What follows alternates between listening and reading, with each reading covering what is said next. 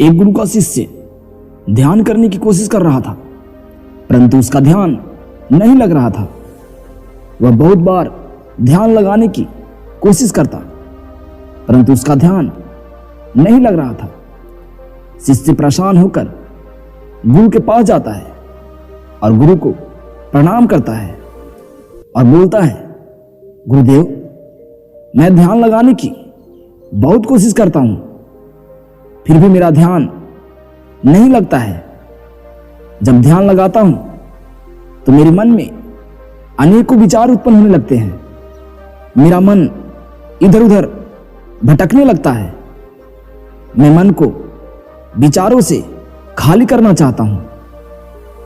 मैं चाहता हूं कि मैं जिस चीज पर ध्यान लगाऊं सिर्फ उसी पर ध्यान लगे, ना कि किसी और दूसरे चीजों पर।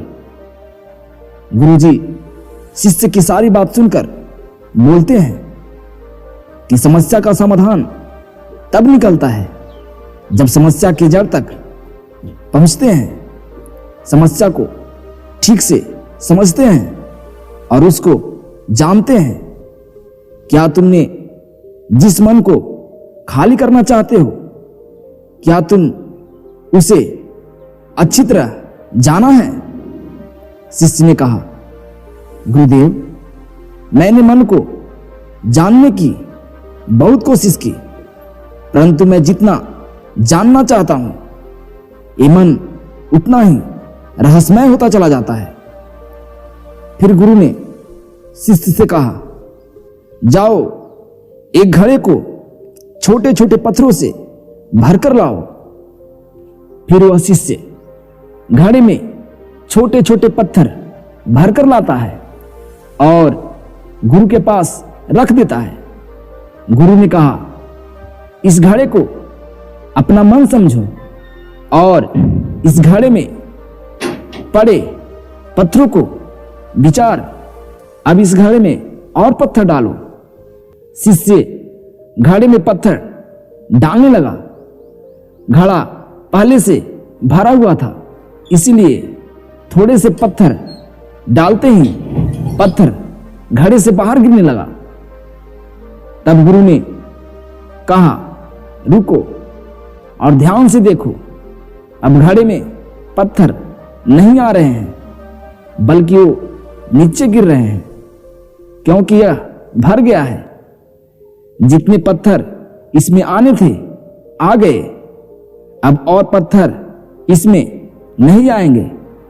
अगर दूसरे पत्थर इसमें डालने हैं तो पहले वाले पत्थर को निकालने होंगे। शिष्य ने तुरंत कहा कि गुरुदेव, मैं समझ गया कि आप क्या कहना चाहते हैं। आप क्या बताना चाहते हैं? आप बताना चाहते हैं कि हमें अपने मन को विचारों से खाली कर देना चाहिए। गुरु मुस्कुराते हुए बोले, तुम मेरे बात को पूरी अच्छी तरह समझ लो, तब मन को खाली कर देना। गुरु ने कहा, हमारा मन इस घड़े के बिल्कुल विपरीत है। घड़े को तुम पत्थर से भर सकते हो, लेकिन मन को विचारों से नहीं भर सकते। मन हमेशा खाली ही रहता है। शिष्य ने कहा, गुरुदेव, मैं कुछ समझा नहीं। और बोला, जब मन हमेशा खाली रहता है तो हमें खाली करने की क्या आवश्यकता है? गुरु ने कहा, इस घड़े से एक एक पत्थर को बाहर निकाल दो। शिष्य ने ऐसा ही किया। एक एक पत्थर को घड़े से बाहर निकाल दिया और अंत में वो घड़ा खाली हो गया।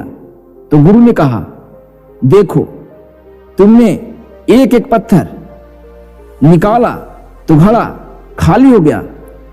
तुम अब इस घड़े में कोई भी पत्थर डाल सकते हो या इन्हें पत्थरों को दोबारा डाल सकते हो। आधा भर सकते हो या पूरा भर सकते हो। तो शिष्य ने कहा, गुरुदेव, मैं भी तो यही कह रहा हूं कि मन को खाली करना है। पत्थर को आसानी से निकाला जा सकता है और घड़े को खाली किया जा सकता है, लेकिन मैं अपने मन को कैसे खाली करूं? गुरु ने कहा, तुम इस घड़े में एक पत्थर डालो और 2 पत्थर निकालो। शिष्य ने कहा, ऐसा कैसे हो सकता है गुरुदेव? जब इस घड़े में एक पत्थर डालेंगे तो 2 कैसे निकाल सकते हैं? फिर गुरु ने कहा, इसमें 2 डालो और 4 निकालो। फिर शिष्य बोला, ऐसे कैसे हो सकता है गुरुदेव? ये घड़ा चमत्कारी थोड़े है जो 1 डालेंगे और 2 निकालेंगे, 2 डालेंगे और 4 निकालेंगे।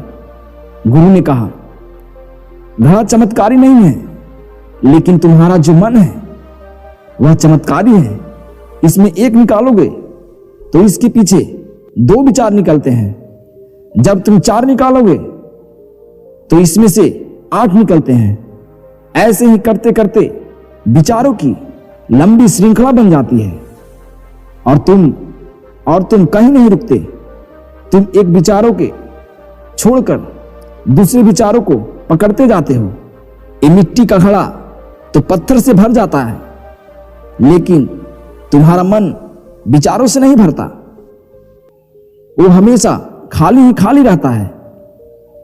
ये मन की माया है, लेकिन कुछ है, फिर भी ये कुछ नहीं है। शिष्य ने कहा, गुरुदेव, मैं आपकी बातों को समझ रहा हूं, लेकिन क्या मैं हमेशा अपने मन के विचारों में फंसा रहूंगा? मन की माया से निकलने का कोई तरीका नहीं है। तब गुरु ने कहा, इस मिट्टी के घड़े को आधा पत्थरों से भर दो। शिष्य ने वैसा ही किया। फिर गुरु ने कहा, अब इन पत्थरों में से 1 पत्थर लो और एक छोटी सी खूबसूरत मूर्ति बनाकर मुझे दो। मैं जानता हूं कि तुम एक अच्छे कलाकार हो। शिष्य ने एक सबसे अच्छे पत्थर को निकाला और मूर्ति बनाना शुरू कर दिया। जब पूरी मूर्ति बना दिया, उसे उस मूर्ति पसंद नहीं आई। फिर उसने घड़े से दूसरा पत्थर निकाला, फिर कुछ कलाकारी की।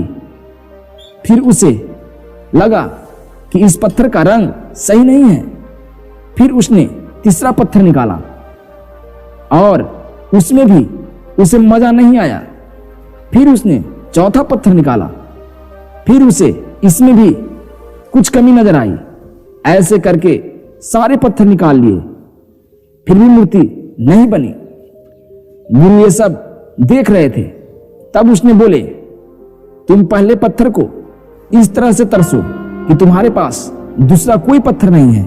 तब शिष्य वैसा ही किया, उस पत्थर को तरसना शुरू किया और एक अच्छा मूर्ति बना दिया जो देखने में बहुत सुंदर था। जब शिष्य ने कहा कि इस पत्थर से इतनी सुंदर मूर्ति बन सकती है, मैंने कभी सोचा नहीं था।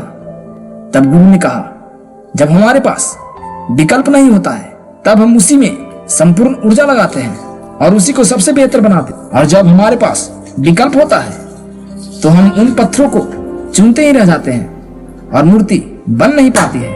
हमारा मन भी 1000 विकल्पों को खोल देता है और हम मुख्य विचार को छोड़कर हम उन 1000 विकल्पों के पीछे भागते रहते हैं। तब शिष्य ने कहा, मैं आपकी बात अच्छे से समझ रहा हूं, परंतु अब हमें क्या करना चाहिए? आप मुझे मार्गदर्शन करें। मन के जाल में मत फंसो, मन को खाली मत करो, ध्यान को एकत्रित करो और एकाग्रता लाओ और जो कर रहे हो उसे अंतिम समझ कर करो। ऐसे करो, इसके बाद तुम्हें कुछ नहीं करना है। और जब दूसरे विचार पर कार्य करो तो केवल उसी पर कार्य करो, किसी तीसरे विचार पर मत जाओ। मन की माया जाल से निकलना इतना आसान नहीं है, लेकिन अभ्यास करने से सब कुछ पाया जा सकता है। तब शिष्य ने कहा, गुरुदेव, मैं ऐसा ही करूंगा। ये बात समझाने के लिए आपको बहुत बहुत धन्यवाद।